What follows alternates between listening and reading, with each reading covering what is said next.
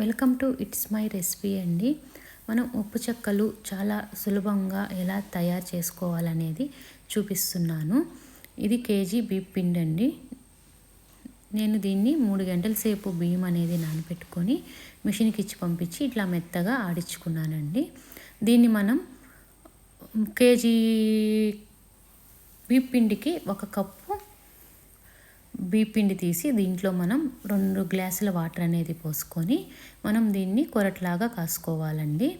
మనకి ఉండగట్టద్ది కాబట్టి మనం ఇట్లా ఉండలు కట్టకుండా మనం పిండి అనేది కలుపుకోవాలి. ఇప్పుడు మనం దీన్ని స్టవ్ మీద పెట్టుకొని మనం ఉండగట్టకుండా కలుపుకోవాలండి. దీన్ని మరి మనం టైట్ చేయకూడదు, మరి పలసగా అనేది చేయకూడదండి. ఇప్పుడు మనం ఈ విధంగా ఉండలేకుండా ఈ విధంగా కలుపుకుంటే సరిపోతుంది. దీన్ని మనం పక్కన పెట్టేసి చల్లార్చుకోవాలి.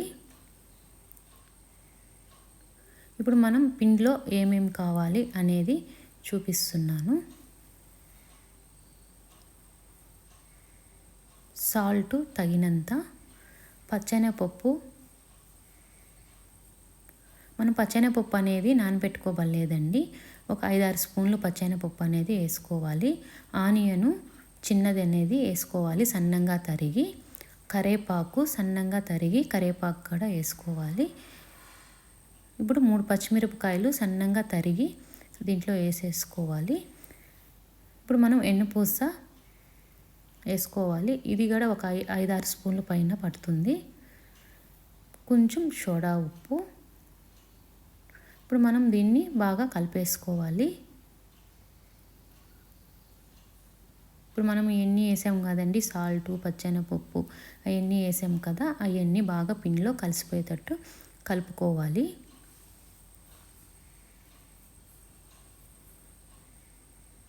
ఇప్పుడు నేను బాగా కలిపేసుకున్నాను.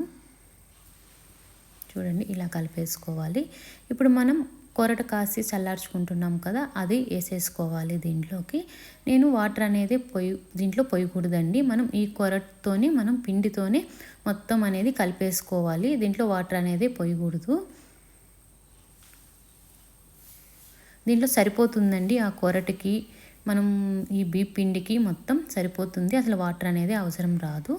ఇప్పుడు మనం కొంచెం కొంచెం ఇట్లా కలిపేసేసుకొని ఇప్పుడు కొరవ కూడా మనం కొంచెం తీసి పెట్టుంటాం కదా, అది కూడా మనం దీంట్లో వేసేసుకొని కలిపేసుకోవాలి. దీంట్లో అసలు వాటర్ అనేది పడదు. మనకి ఆ పిండికి ఆ కొరటికి బాగా సరిపోతుంది. చూడండి, కొరవ అనేది కూడా నేను వేసేసుకుంటున్నాను. ఇప్పుడు మనం బాగా ముద్దగా కలిపేసేసుకోవాలి.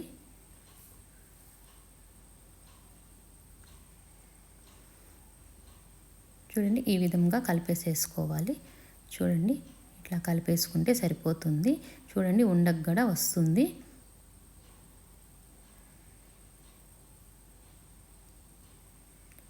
చూడండి, స్మూత్గా వచ్చింది పిండి అనేది కూడా. ఇప్పుడు మనం కావాల్సిన సైజులో ఉండలు అనేది తయారు చేసేసుకొని ఇప్పుడు మనం ఒక పేపర్ తీసుకొని ప్లాస్టిక్ కవర్ అనేది తీసుకొని ఆయిల్ పూసుకొని మళ్ళీ దానికి కూడా ఆయిల్ అనేది పూసి మనకి నచ్చిన సైజులో మనం ఉప్పు చెక్క అనేది చేసుకోవాలి. ఇట్లాగే అన్నీ మనం తయారు చేసి పెట్టుకోవాలి. ఒక 10-15 తయారు చేసి పెట్టుకున్నామంటే మనకి చాలా సులభంగా అయిపోతూ ఉంటుంది. ఇప్పుడు బాగా ఆయిల్ అనేది హీట్ ఎక్కిందండి. చూడండి, చాలా సులభంగా కూడా వచ్చేస్తాయి. ఇప్పుడు అన్నీ అలాగే వేసేసుకోవాలి. అసలు ఇవి ఎరగనగానే ఎరగవండి, అట్లాగే వస్తాయి మనకి. ఇవి తొందరగా కాలిపోతాయి, ఎందుకంటే మనం కొరట్లో కాసి కలిపిన పిండి కాబట్టి, కొరట్లో కాసినాయి కాబట్టి తొందరగా కాలిపోతాయి. అదే మనం వాటర్లో కలిపి మనం పిండి కలిపితే మనకి ఉప్పు చెక్క కాలేదు కూడా చాలా లేట్ అవుతుంది. ఇవి తొందరగా కాలిపోతాయి, తొందరగా కూడా మనం చేసేసుకోవచ్చు. ఇవి ఎక్కువ కలర్ అనేది రానియకూడదు. మనకి ఈ కలర్ అనేది వస్తే సరిపోతుంది.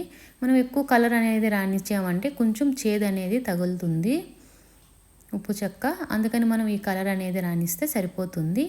మనకి చాలా తొందరగా కూడా మనం వేయటమే తొందరండి, కాలిపోతాయి.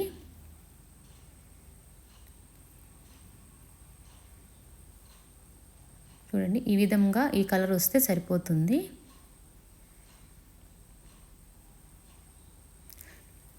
ఈ విధంగా వస్తే సరిపోతుంది. ఇవన్నీ తీసేసుకోవాలి మనం.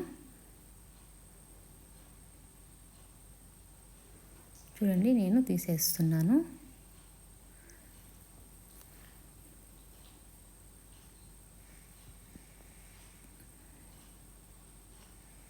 ఇప్పుడు మనం కొరవేగడ అన్నీ ఆ విధంగానే వేసేసుకోవాలి. చూడండి నేను ఆ విధంగానే అన్నీ వేసేసాను. ఇట్లా చేస్తే చాలా టేస్ట్ వస్తాయండి ఉప్పు చెక్కలు, చాలా బాగుంటాయి. ఒక్కసారి ఇలా చేశారంటే మళ్ళీ ఇలాగే చేసుకోవాలని అనుకుంటారు.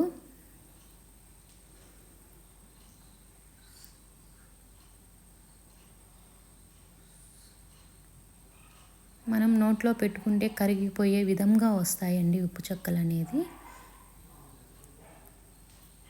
మనం అన్నీ ఇలాగే కాల్చేసుకోవాలి. నేను అన్నీ ఈ విధంగా కాల్చేసుకున్నాను. చూడండి అన్నీ అనేది బాగా వచ్చేసినాయి కదా. చూడండి మనం ఎంత బాగా వచ్చినాయో కరకరలాడుతూ ఉప్పు చెక్క అనేది. చూడండి నచ్చితే లైక్ చేయండి, షేర్ చేయండి.